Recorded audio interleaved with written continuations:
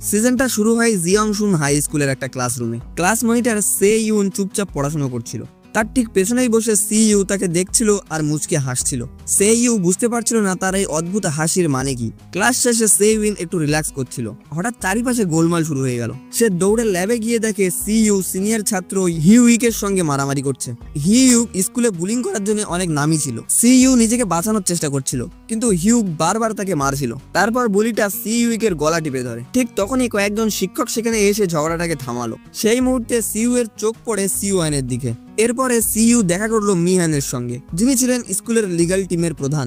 মিহান তাকে সতর্ক করে বলল, হিউইকের বাবা স্কুলের অ্যান্টি ভায়োলেশন কমিটির একজন বড় প্রভাবশালী ব্যক্তি। এই ঘটনাটা বাইরে জানাজানি হয়ে গেলে সিউইক একটা বড় ঝামেলার ভিতরে জড়িয়ে যেতে পারে। তিনি তাকে প্রস্তাব দিলেন সি ইউ যেন আগের দেওয়া অফারটা মেনে নিয়ে চুপচাপ স্কুল ছেড়ে ট্রান্সফার হয়ে যায়। সবকিছু ঠিক করে দেওয়ার প্রস্তুতি দিলেন তিনি, তবে শর্ত একটাই, সব গোপন রাখতে হবে। কিন্তু সি ইউ রাজি হলো না। সে বলল, এই ঘটনাটা হয়তো সবাই ভুলে যাবে, কিন্তু এটা সারা জীবন ওর ভিতরে রয়ে যাবে। পরের দিন একজন শিক্ষক ক্লাসে এসে জিজ্ঞাসা করলো ওই মারামারির সময়টা কেউ দেখেছিল কিনা, কিন্তু কেউ মুখ খুললো না। কারণ ক্লাসের সবাই হিউইকের প্রভাবশালী অবস্থানকে ভয় পায়, কারণ সে একটা বড় কর্তৃকর্তার ছেলে। তারপর শিক্ষক স্টাফ রুমে গিয়ে সেউইনকে জিজ্ঞাসা করলো ব্যাপারটা। সে বলল কিছু দেখেনি। এই কথা সিইউ শুনে ফেললো আর রেগে গেল। সে বলল সেউয়ানও বাকি সবার মতো। তারপর মিটিং থেকে উঠে চলে গেল। সে ক্লাসে ঢুকে নিজের জিনিসপত্র গুছিয়ে নিল আর ক্লাস ছেড়ে বেরিয়ে গেল।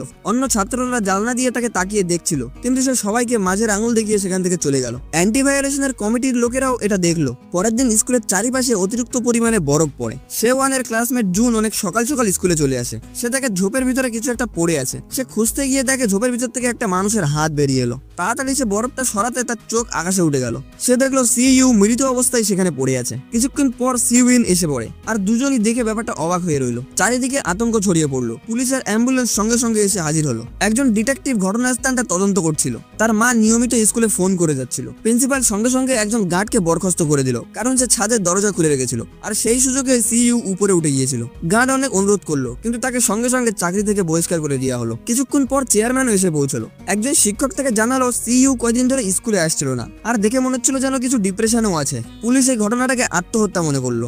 স্কুল এই ব্যাপারটা নিজের ঘাড়ে নিতে যাচ্ছিল না, তাই সবকিছু বোঝানোর জন্য তারা প্যারেন্ট টিচার মিটিং এর আয়োজন করলো। এই কেসের দায়িত্বে থাকা ডিটেকটিভও তার সঙ্গী সংজুংকে নিয়ে এলো। সংজুং আসলে সেওয়ানের বাবা। তারা সেইউন আর জুনকে জিজ্ঞাসাবাদ করলেন, কারণ ওরাই সবার আগে সিইউ এর মৃতদেহটা দেখেছিল।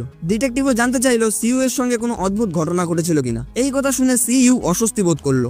ডিটেকটিভরা এটা লক্ষ্য করে তার সাথে জিজ্ঞাসাবাদটা থামিয়ে দেয়। সেউইন কোনো উত্তর না দিয়ে দূরত্ব বজায় রাখলো। ক্লাসরুমে ঢুকতেই শিক্ষক তাদেরকে বলল সিইউ আত্মহত্যা করেছিল। এই কথা শুনে সিউইন ভেঙে পড়লো। পরে বাড়ি এসে সে পরিবারের সঙ্গে সময় কাটাচ্ছিল। তার মা তাকে খাবার দেওয়ার সময় তাকে একটু সান্ত্বনা দেওয়ার চেষ্টা করলো। নিজের ঘরে গিয়ে সেউইন অ্যান্টি ভায়োলেশন কমিটির জন্য লেখা নিজের চিঠিটা পুড়িয়ে ফেললো। সে মনে করছিল সিইউ এর মৃত্যুর জন্য সেই দায়ী, কারণ সে কিছু করতে পারেনি। এরপর স্কুল সেন্টিনাল গ্রুপে নানা গুজব ছড়াতে শুরু করলো। কেউ কেউ বলছিল সিইউ আত্মহত্যা করেনি, তাকে কেউ ঠেলে ফেলে দিয়েছিল। ডিটেকটিভও এই মন্তব্যগুলো পড়ে হিউককে জিজ্ঞাসাবাদের জন্য ডাকলো। সে কিছু স্বীকার করলো না, শুধু বললো সে সিইউকে মারেনি। এরপর তার বাবা থানায় এসে ডিটেকটিভ ওকে বকাবকি করলো, কারণ তিনি কোনো ওয়ারেন্ট ছাড়াই তার ছেলেকে থানায় ডেকে জিজ্ঞাসাবাদ করছিল। পরদিন তদন্ত বন্ধ হয়ে গেল আর ক্লাস আবার শুরু হলো। হিউক স্কুলে ফিরতেই সবাই তার দিকে তাকিয়ে ফিসফিস করে বলছিল সেই নাকি সিইউকে মেরে ফেলেছে। একজন শিক্ষক সেউয়েনের গ্রুপকে গুজব ছড়ানোর জন্য বকাবকি করলো। কিছুক্ষণ পর জুন তার মায়ের জন্য ওষুধ কিনে ঘরে ফিরলো। তারা ঠিক করলো আজকে নতুন একটা কোনো রেস্টুরেন্টে খেতে যাবে। সেখানে তার মা রেগে গিয়ে জুনকে দোষারোপ করলো, বলল সে সিইউকের মৃত্যুর ব্যাপারে অনেক কিছুই লুকিয়েছে। দেখা গেল তাদের মা ছেলের সম্পর্কটা তত ভালো না। অতিরিক্ত স্ট্রেসে তার মা অসুস্থ হয়ে পড়লো, আর জুনের বাবা তাড়াতাড়ি তাকে হাসপাতালে নিয়ে গেল।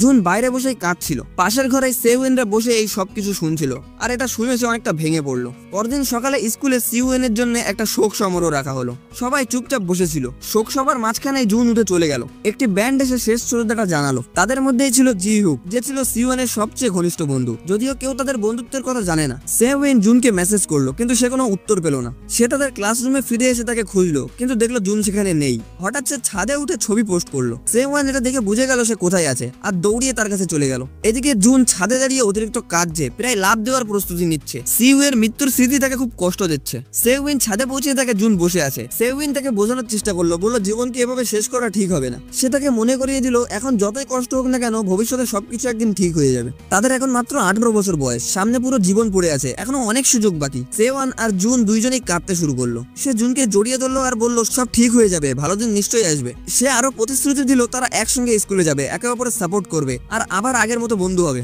তারপর আমরা দেখি জিহুন বাড়ি ফিরে এলো। তার বাবা মিনহান বিশেষ ডিনার ব্যবস্থা করেছে। তিনি জিহুনকে জিজ্ঞাসা করলেন সে কি এখনো আমেরিকায় যাওয়ার পরিকল্পনা করছে কিনা। জিহুন না বলে দিল।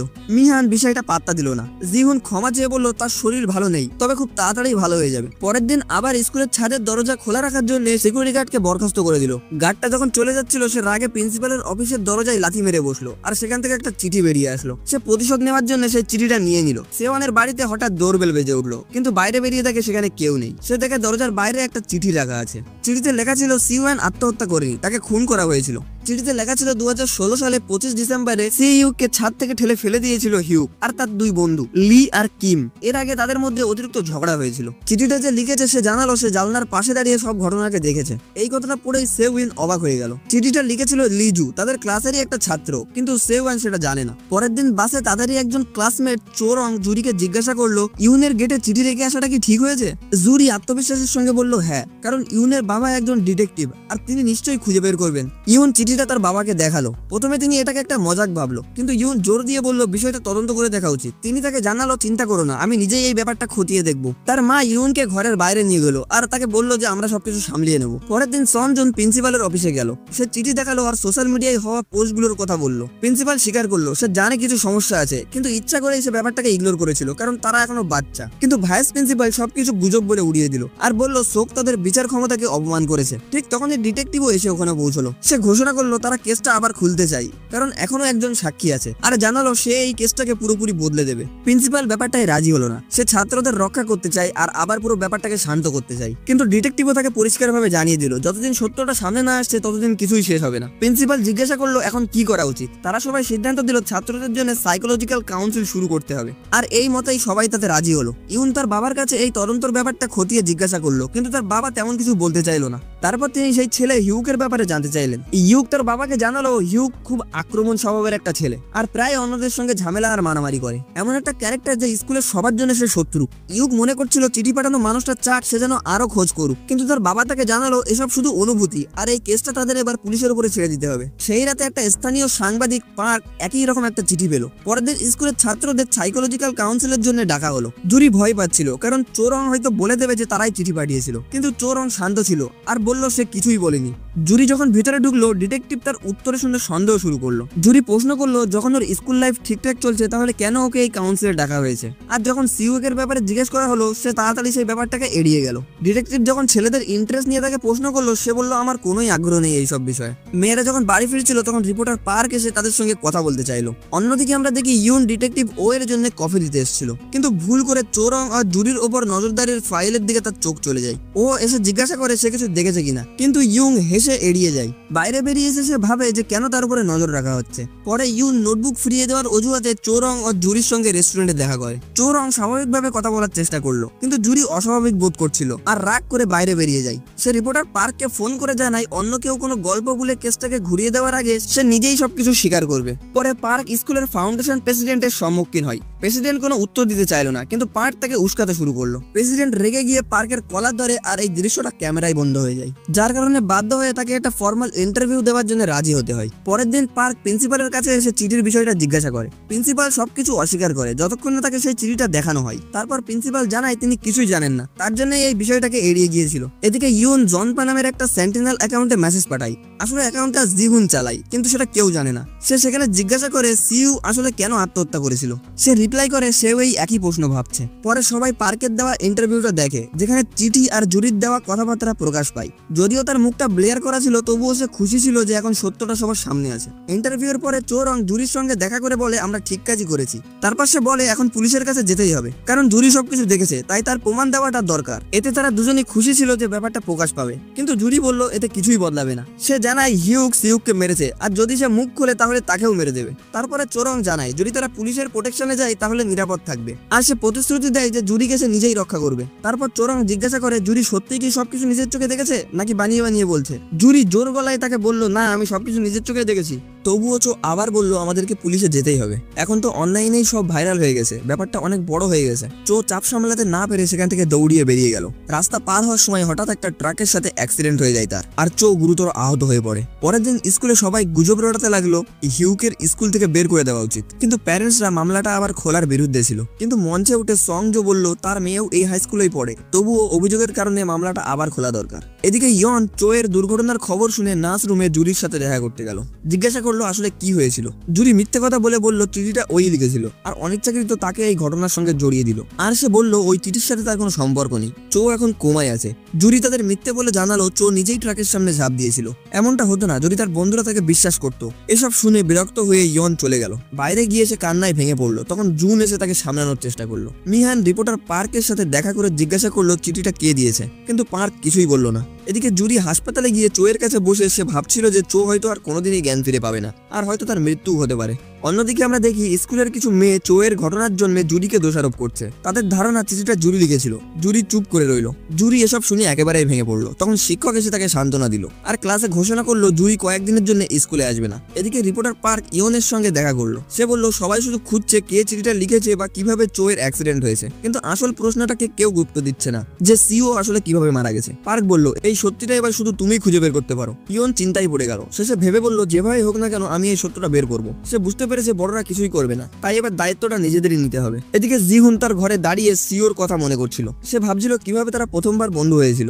যখন তারা দুজন মানসিক হাসপাতালে ভর্তি ছিল তখনই তাদের প্রথমবার দেখা হয়। ঠিক তখনই তার বাবা ঘরে ঢুকে বলল সিও এত দুর্বল ছিল না যে নিজেকে শেষ করে দেবে। এদিকে ইউন তার সব বন্ধুদের ডিনারে ডাকলো। সে বলল আমি একটা বড় সিদ্ধান্ত নিতে যাচ্ছি, আর তোমাদের আমাকে সাপোর্ট করতে হবে। বন্ধুরা জানতে চাইলো আসলে ব্যাপারটা কি। সে কথাটা গোপন রাখলো আর বলল সময় হলে সবাইকে বলে দেবো। বন্ধুরা কথা দিল যাই হোক না কেন তারা ইয়নের পাশেই থাকবে। ডিটেকটিভ ও হিউক আর তার বন্ধুদের সাথে একটা রেস্টুরেন্টে দেখা করলো। সে আবার জিজ্ঞাসা করলো সেদিন রাতে সিওর মারা যাওয়ার সময় কি হয়েছিল। কিম নার্ভাস হয়ে উঠে যেতে চাইছিল, কিন্তু হিউক তাকে বসে থাকতে বলল। ডিটেকটিভ চাপ দিয়ে জানতে চাইলো কিম কি লুকাচ্ছে। হিউক বলল আমরা তিনজনই সেদিন একসাথে ছিলাম, তারপরে উঠে চলে গেল। কিন্তু কিম গোপনে ডিটেকটিভকে জানালো সে সেদিন তাদের সাথে ছিল না, আর জানে না তারা কোথায় ছিল। পরের দিন হিউকের মা থানায় এসে রাগে ঝাঁপিয়ে পড়লো। প্রমাণ ছাড়া তার ছেলের সঙ্গে কেন এইভাবে জিজ্ঞাসাবাদ করা হয়েছে তার জন্য। সে জুরির বিরুদ্ধে মানহানির মামলা করবে বলে হুমকি দিয়ে চলে গেল। পরদিন স্কুলের অ্যাসেম্বলিতে ইউন আর তার বন্ধুরা স্কুলের পরিবেশ নিয়ে দুশ্চিন্তা প্রকাশ করলো। তার জন্য টিচার এসে তাদের ডিসিপ্লিনারি পয়েন্ট কেটে দিল। ইউন প্রতিবাদ করে বলল দোষ স্কুলের, আর আপনি আমাদের ঘাড়ে কেন দিচ্ছেন।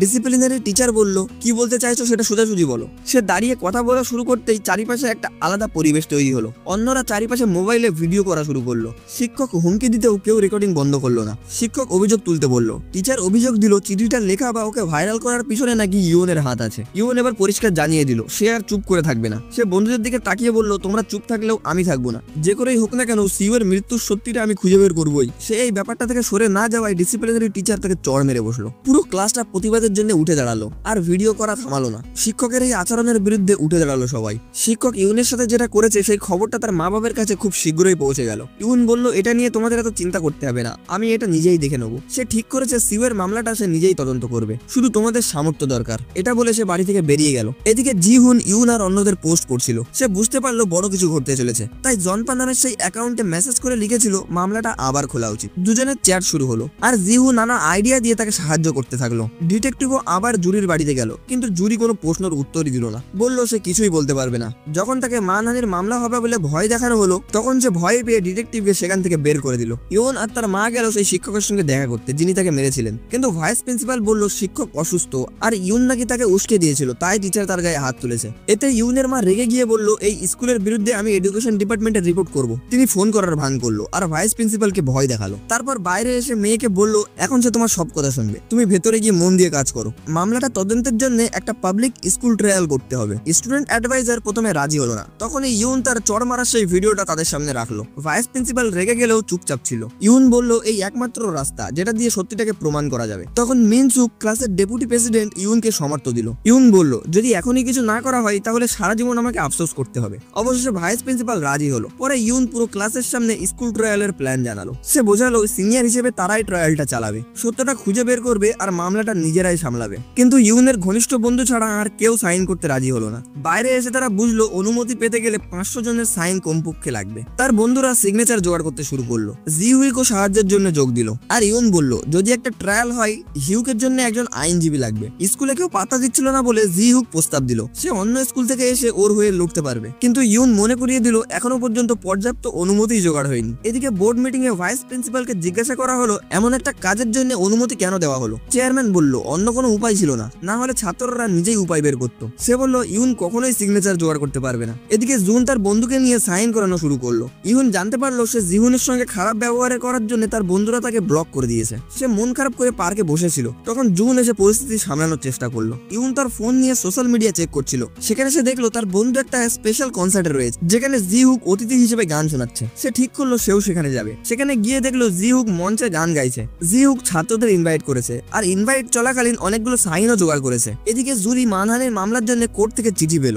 সে হতাশ হয়ে কাঁদতে শুরু করলো। ঠিক তখনই তার মা এসে তাকে সান্ত্বনা দেওয়ার চেষ্টা করলো। অন্যদিকে ইউন জিহুনের সঙ্গে দেখা করে বলল এটা কোনো মজাক নয়, যদি তুমি এই ব্যাপারটাকে মজাক মনে করছো তাহলে এক্ষুনি এটা বন্ধ করো। জিহুক শান্তভাবে বলল সে সিরিয়াস আর সে জানতে চাইলো সে কেন এই ব্যাপারটাকে উল্টো ভাবছে। ইউন জিজ্ঞাসা করলো তুমি কি ব্যক্তিগতভাবে সিউনকে কোনোভাবে চিনতে? জিহুন বলল না চিনতাম না। ইউন আবারও জিজ্ঞাসা করলো তাহলে কেন এইসব করছো? জিহুন বলল সে শুধু জানতে চাই কেন সিউন এমন একটা সিদ্ধান্ত নিল। ইউনও বলল আমিও সেটাই জানতে চাই। অবশেষে সে জিহুনের সঙ্গে কাজ করতে রাজি হয়ে গেল আর বন্ধুদের জানালো জিহুন এখন তাদের দলেই থাকবে। এদিকে জুরি তার মাকে পাশে নিয়ে একটা ভয়ঙ্কর ভিডিও ভাইরাল করলো। জুরি তখন সবাইকে দেখাচ্ছিল তার মাথার অবস্থা যেন ঠিক নেই। তার মা দোষ দিচ্ছে স্কুলের তার বন্ধুদের আর স্কুল কর্তৃপক্ষদের। তাদের এই খারাপ ব্যবহারের জন্যই তার মেয়ের আজকে এই অবস্থা। তার উপর থেকে হিউকের মা আবার তার উপরে মানহানির মামলা করেছে। এতেই জুরির অবস্থা আরো বেশি খারাপ হয়ে পড়েছে। পরের দিন ইউন আর তার দল ভাইস প্রিন্সিপালের কাছে 500 এর বেশি সিগনেচার নিয়ে হাজির হলো আর তারা স্কুলের ক্লাব হলটা বুক করে ফেললো। কিন্তু স্টাফ মিটিং এ জানানো হলো কোনো শিক্ষকের স্পন্সর ছাড়া এই ক্লাবকে ব্যবহার করা যাবে না।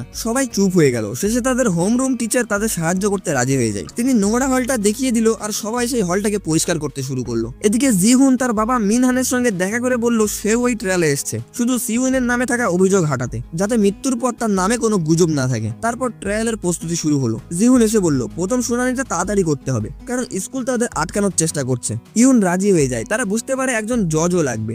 ইউন একজন সৎ আর ন্যায় বন্ধু মিনসুক জজ হতে রাজি করালো। এরপর তারা জুরির বাড়ি গিয়ে তাকে সাক্ষী দিতে অনুরোধ করলো। জুরির মা সেটাতে রাজি হয় না, কিন্তু জুরি তাদের ভিতরে ঢুকতে চায়। সে আইপ্যাডে লিখে কথা বলছে, এমন ভাব করছে যেন সে কথা বলতে পারে না। ইউন অভিযোগের চিঠি দেখিয়ে মনে করিয়ে দিল ওই চিঠিটা লেখার মানে হলো জুরি চায় যেন আমি এই ব্যাপারটাকে খতিয়ে দেখি আর সত্যিটাকে বের করি। শেষমেশ জুরি সাক্ষী দিতে রাজি হয়ে গেল, তবে শর্ত দেয় ইউনকে ট্রায়াল থেকে দূরে থাকতে হবে। ইউন রাজি হয়ে যায়। এই খবরটা তার বন্ধুদের কানে পৌঁছিয়ে যায়। তারা রেগে গিয়ে ইউনকে অকৃতজ্ঞ বলে বসে। পরে জুরি আর তার মা সেই অদ্ভুত ভিডিওটা অনলাইনে দেয় আর মুহূর্তের মধ্যে সেটা ভাইরাল হয়ে যায়। রিপোর্টার পার্ক আর ডিটেকটিভ ও দুজনই এই ট্রায়ালটাকে সামর্থ্য করার সিদ্ধান্ত নেয়, কিন্তু ইউন ভিডিও বানাতে রাজি হয় না কারণ এতে জুরির ক্ষতি হতে পারে। সে বলে ভিডিও দিলে জুরির বিপদ বাড়তে পারে। অন্যদিকে জিহুন হিউকের সঙ্গে দেখা করে বলে সে তার লয়ার হতে চায়, কিন্তু হিউক রেগে গিয়ে মানা করে দেয়। সে অভিযোগ করে জিহুক ট্রায়ালটা নিজের মতো চালাতে চায়। জিহুক বলে সে জানে হিউক খুনি নয় আর যদি সে সাক্ষী দেয় তাহলে স্কুলও সেটাকে বিশ্বাস করবে। কিন্তু ইউন রেগে গিয়ে জিহুককে চড় মেরে সতর্ক করে চলে যায়। হিউক বাড়ি ফিরে দেখে গেটে বড় বড় করে লেখা আছে খুনি। এতে তার বাবা রেগে গিয়ে ওকে মারধর শুরু করে। তার দাদি থামাতে চেষ্টা করলো, কিন্তু হিউক বাড়ি ছেড়ে বেরিয়ে গেল। কিছুক্ষণ পর আগুন লেগে যায় তাদের বাড়িতে। ফোনে খবর পেয়ে সে ছুটে এসে দেখে আগুনে তার দাদি মারা গেছে। এই খবরটা ক্লাব হলে পৌঁছতেই সবাই ভেঙে পড়লো। ভাবলো হিউক হয়তো এই ঘটনার পরে আর ট্রায়ালে আসবে না। এদিকে সনজন আগুন লাগার তদন্ত শুরু করলো। হিউক সরাসরি জুরির বাড়িতে গিয়ে সব দোষ তার উপরে চাপিয়ে ভাঙচুর করা শুরু করলো। ইউন থামাতে গেলে সে তাকেও মারধর করার চেষ্টা করলো। তখন ইউনের বন্ধু এসে ওকে বাঁচালো। জুনের মা এসে ইউনের উপরে পানি ঢেলে দিল। সে মনে করছিল এই ব্যাপারটা দোষী সে।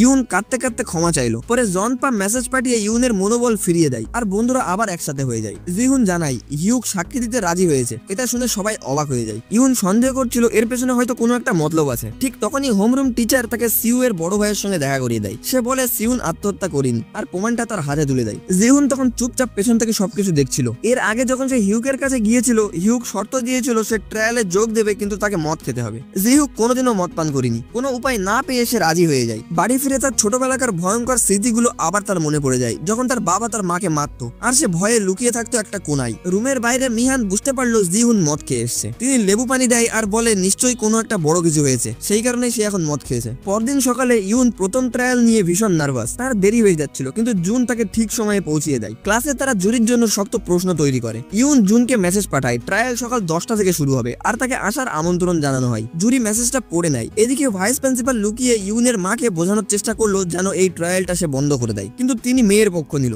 সব ছাত্রের নাম জমা হয় যাতে তারা ক্লাস থেকে ট্রায়ালে আসতে পারে। সেদিন জুন তার মায়ের সঙ্গে ঝামেলা করে ঘর ছেড়ে বেরিয়ে যায়। জিহুন ক্লাব হলে গিয়ে দেখে জুন সেখানে ঘুমাচ্ছে। সে বলল বই নিতে এসছে, তারপর তাকে নিজের ঘরে থাকার আমন্ত্রণ জানালো। সেদিন রাতে জুন স্বীকার করলো সিউ মারা যাওয়ার দিন সে আরেকজনকে দেখেছিল, কিন্তু কিছু বলেনি, কারণ ভারী তুষারপাতের মধ্যে নিশ্চিত হতে পারেনি সে কে। অবশেষে ট্রায়ালটা শুরু হলো। মিনসুক বিচারের আসনে বসে সবাইকে বোঝায় এটা শুধু সত্য খোঁজার জন্য একটা ট্রায়াল, এর কোনো আইন ক্ষমতা নেই। একজন অভিভাবক বাধা দিতে চাইলো আর তাতে কিছু বিশৃঙ্খলা করলো। মিনসুক সঙ্গে সঙ্গে সবাইকে শান্ত করিয়ে দেয়, এমনকি নিজের মাকে কড়া গলায় সেখান থেকে বের করে দেয়। হঠাৎ হিউক হলে ঢোকে, সবাই অবাক হয়ে ছবি তুলতে থাকে। মিনহুনও তার অফিসের সিসিটিভিতে সবকিছু নজর রাখছিল। হিউন কথা বলা শুরু করলো, তার কাছে প্রমাণ আছে কেউ একজন দেখেছিল যে হিউক সিউককে মারধর করছিল, এমনকি ল্যাবের ঘটনাতে তাকে আঘাতও করেছিল। আর এই ঘটনায় হিউককে বহিষ্কার করা হবে সেটা সে জানতো, তাই সিউকে ডিসিপ্লিন কমিটির সামনে যেতে দেওয়া হয়নি একটা বড় ষড়যন্ত্রের মাধ্যমে, আর সেটা ছিল তার মৃত্যু। তারপর সে বলে সিউকের খুন করা হয়েছে আর সে সরাসরি হিউকের দিকে অভিযোগ দেয়। বিরতির পর জিহুন হিউককে জেরা করা শুরু করলো।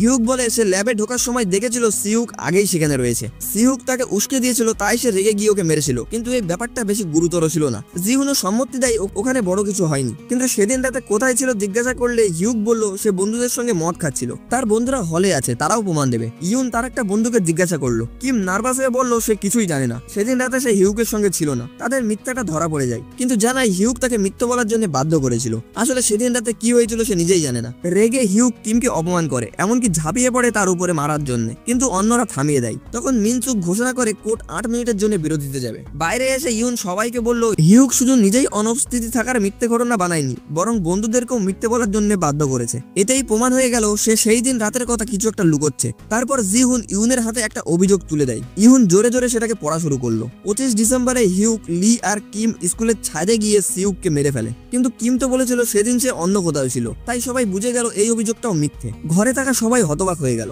ইউনের চোখ তখন ভিড়ের মধ্যে দাঁড়িয়ে থাকা জুনের দিকে গেল। জুরি কোনো কথা না বলে উল্টে হল থেকে বেরিয়ে গেল। সবাই সন্দেহ করতে শুরু করলো এই অভিযোগপত্রটা বোধহয় জুরি লিখেছিল। পরে জুরি গোপনে ইউনের সঙ্গে দেখা করে একটা আসল চিঠি দিল, যেখানে সেদিন রাতে সব ঘটনা লেখা ছিল। সে বলল সে সাক্ষী দিতে রাজি, কিন্তু শর্ত হলো এটাকে গোপন রাখতে হবে আর কখনো যেন তাকে হিউকের সামনে দাঁড় করানো না হয়। জুরি নিশ্চিত ছিল চিঠিটা একদম সত্যি, আর ইউনকেও সেটা বিশ্বাস করতে বলা হলো। জুরি আরো বলল চো হয়তো দেখেছিল ছাদের উপরে হিউক আর লিয়ের সঙ্গে কেউ একটা দাঁড়িয়ে ছিল, আর ভুল করে সে ভেবে নিয়েছিল সে হয়তো কিম। ইউন চাপ দিয়ে জিজ্ঞাসা করলো সে কি আসলেই কিমকে দেখেছিল নাকি সবকিছু সাজিয়ে বলছে। জুরি বিরক্ত হয়ে বলল সে নিজের চোখেই সবকিছু দেখেছে, কিন্তু পরের মুহূর্তেই তার কথার শটটা পাল্টিয়ে গেল। সে নিজেকে দোষ দিয়ে বলল এতক্ষণ সে যা বলেছে সবকিছু মিথ্যে ছিল, আসলে সত্যিটা সে নিজেও জানে না। হঠাৎ আবেগে চিঠিটা ছিঁড়ে ফেললো আর রুম থেকে বেরিয়ে গেল। ইউন তাকে ডাকতে ডাকতে পেছনে দৌড়লো, কিন্তু করিডোরের বাইরে জুরিকে আর খুঁজে পাওয়া গেল না। এদিকে রিপোর্টার পার্ক তার তদন্ত চালিয়ে যাচ্ছে। সে নতুন ডিজিটাল প্রমাণ পেল সেন্টিনেল অ্যাকাউন্ট লগ ইন করা আইপি অ্যাড্রেস ডিসেম্বরের আগে আর পরে বদলে গেছে। ডিসেম্বরের আগে অ্যাকাউন্টটা অন্য কেউ ব্যবহার করতো, তারপর আইপি বদলে যায়। পার্ক ডিটেকটিভ ও এর সঙ্গে দেখা করলো, সব তথ্য জানিয়ে বলল প্রথম সেন্টিনেল অ্যাকাউন্টটা আসল সিউ ব্যবহার করছিল। ডিটেকটিভ ও অবাক, কারণ এখনো কেউ সেন্টিনেলে তার হয়ে পোস্ট করছে, মানে সিইউ মারা গেলেও অ্যাকাউন্টটা বন্ধ হয়নি, এখনো অন্য কেউ সেটাকে চালাচ্ছে। পার্কের সন্দেহ দ্বিতীয় একজন অ্যাডমিন আছে, যাকে সিইউ এতটা ভরসা করতো যে তার অ্যাকাউন্টের অ্যাক্সেস তাকে দিয়ে রেখেছিল। ডিটেকটিভও জিজ্ঞাসা করলো সে কে হতে পারে। পার্ক বলল সিইউকে বাইরে থেকে দেখে মনে হতো না যে তার কোনো ঘনিষ্ঠ বন্ধু হতে পারে, কিন্তু হয়তো ছিল এমন কেউ যে সবসময় চুপচাপ থাকতো, সবার চোখের আড়ালে থাকতো, আর এখনো গোপনে থাকার হয়তো বড় কোনো কারণ আছে। সেই রাতে জিহুন হিউকের কাছে গেল। হিউক রেগে গিয়ে গায়ে আঘাতের চিহ্ন নিয়ে বাড়ি থেকে বার হচ্ছিল। হিউজন জিজ্ঞাসা করলো তার বাবা কি সবসময় তার সাথে এমন ব্যবহার করে, কিন্তু হিউক উত্তরটাকে এড়িয়ে গেল। জিহুন হিউককে জিজ্ঞাসা করলো সেদিন রাতে সে কোথায় ছিল। হিউক বলল আগেও যা বলেছি, আমরা 3 জন একসাথেই ছিলাম। জিহুন সেটা বিশ্বাস করলো না আর সেখান থেকে চলে গেল। হিউক পেছন পেছন এসে বলল সেদিন রাতে সে নিজের বাড়িতে কাউকে দেখেছিল, কিন্তু ভেবেছিল স্বপ্ন দেখছে। হিউক এসব বলল কারণ মনে করছিল জিহুককে এসব জানার দরকার আছে। তারপর সে চলে গেল। এদিকে কিম ইউনের টিমমেটের কাছে এসে স্বীকার করলো সেদিন রাতে সে আসলে অন্য একটা বারে ছিল। ইউন আর তার বন্ধুরা সিসিটিভি ফুটেজ জোগাড় করতে চাইলো, কিন্তু দোকানের মালিক দিতে রাজি হলো না। কিম বলল জায়গাটায় অনেক ভিড় ছিল, তাই তারা সোশ্যাল মিডিয়ায় ছবি খুঁজতে শুরু করলো। শেষমেশ একটা ছবি পাওয়া গেল যেটাতে দেখা যাচ্ছে কিম সত্যিই ওই বারে ছিল। এতে প্রমাণ হয়ে গেল সে হিউকের সঙ্গে ছিল না। সে সেখান থেকে বের হতে কথাই লি এসে ওকে জিজ্ঞাসা করলো সে কেন মিথ্যে বলছিল। কিম বলল তারা কখনোই আসল বন্ধু ছিল না, লি সবসময় ওকে ব্যবহার করতো। লি অপমান করে চলে যেতে চাইছিল, কিন্তু কিম রেগে গিয়ে ওকে ঘুষি মেরে বসলো। দুজনের মধ্যেই মারামারি শুরু হয়ে গেল। মারামারির মধ্যে লি কিমকে ঠেলে দিল আর কিম সিঁড়ি থেকে পড়ে গেল। লি বাঁচানোর চেষ্টা করলো কিন্তু পারলো না। শিক্ষকেরা দৌড়িয়ে এসে দেখলো কিম গুরুতর আহত হয়েছে। লি আতঙ্কিত হয়ে পালিয়ে গেল। পরে স্টুডেন্ট প্রেসিডেন্টরা একত্র হলো। ইউন ভয় পাচ্ছিল এই দুর্ঘটনার পর হয়তো তাদের ট্রায়ালটা শেষ হয়ে যাবে। সে চাইছিল একজন ভিকটিমের জন্য বিচার, কিন্তু এখন একজন নতুন ভিকটিম তৈরি হয়ে গেছে। ইউন রেগে গিয়ে বলল এখন থেকে সে এটাকে আসল ট্রায়াল বলে মানবে। তারপর চলে গেল। সে বন্ধুদের বলল আগে সে জুরির উপরে বিশ্বাস করতো না, কিন্তু এখন করবে আর আসল প্রসিকিউটরের মতো কাজ করবে। তারপর সে চোয়ের আসল চিঠি খুললো। সূত্র ধরে শিক্ষককে নিয়ে ছাদে তদন্ত গেল। ইউন জুরির চিঠি অনুযায়ী সব জায়গা খুঁজে পরীক্ষা করতে শুরু করলো। তারপর সে ছাদের ধারে ওঠার সিদ্ধান্ত নিল। শিক্ষকরা থামাতে চাইলো কিন্তু সে জেদ করলো, কারণ জুরি বলেছিল সেদিন রাতে কোনো একটা ধাতুর শব্দ পেয়েছিল সে, কিন্তু ছাদে কোনো ধাতুর কিছু পাওয়া গেল না। ইউন কষ্ট করে রেলিং এ উঠলো। সবাই ভয়ে তাকিয়ে রইল ওর দিকে। যখন সে ধারের ওপর পা রাখলো তখনই ধাতব শব্দ হলো, ঠিক যেমন জুরি বলেছিল। এতে প্রমাণ হলো জুরি সত্যিই সেদিন রাতে কিছু না কিছু দেখেছিল আর এই ঘটনাটা আসলেই খুন। ইউন তার বন্ধুদের বলল এক্ষুনি চূড়ান্ত সিদ্ধান্তে পৌঁছানো যাবে না। পরে ভাইস প্রিন্সিপাল জিহুনকে অফিসে ডেকে ট্রায়ালটা বন্ধ করতে বলল, কিন্তু জিহুন বলল যদি এটা অ্যান্টি ভায়োলেশন কমিটির জন্য বন্ধ করা হয় তাহলে ভাইস প্রিন্সিপালকে সাক্ষী হয়ে প্রমাণ দিতে হবে যে আসলে এই ব্যাপারটা মিথ্যে ছিল। এটা শুনে ভাইস প্রিন্সিপাল চুপচাপ হয়ে গেল। জিহুন এই কথাটা তার বাবাকে বলল। তার বাবা জিজ্ঞাসা করলো ভাইস প্রিন্সিপাল কি সত্যিই ভয় পেয়ে গিয়েছে। সে বলল হয়তো এই ট্রায়ালটা আরো অনেক গোপন তথ্য ফাঁস করবে, আর সেখান থেকে চলে গেল। তার বাবা চিন্তিত হয়ে ওর দিকে তাকিয়ে রইল। ইউন শেষবারের মতো জুরির বাড়ি গেল, কিন্তু জুরির মা বলল তারা খুব শীঘ্রই শহর ছেড়ে চলে যাবে। ইউন একটা বার্তা রেখে গেল যাতে ছিল সে জুরিকে পুরোপুরিভাবে বিশ্বাস করে। পরদিন ট্রায়ালের দ্বিতীয় দিন শুরু হলো আর এবার জুরি অবশেষে হাজির হলো। বন্ধুরা এটা এই সিজনের 8 পর্ব থেকে 4টে পর্বর এক্সপ্লেনেশন ছিল। আপনারা যদি কমেন্ট করে জানান তাহলে আমি আর 4টে পর্বর এক্সপ্লেনেশন খুব তাড়াতাড়ি নিয়ে আসবো। ভিডিওটা কেমন লেগেছে কমেন্ট করে জানাবেন, ভালো লাগলে লাইক করবেন আর এমন আরো ড্রামা দেখতে হলে আমাদের চ্যানেলটিকে সাবস্ক্রাইব করবেন। ভালো থাকবেন, দেখা হচ্ছে পরবর্তী ভিডিওতে।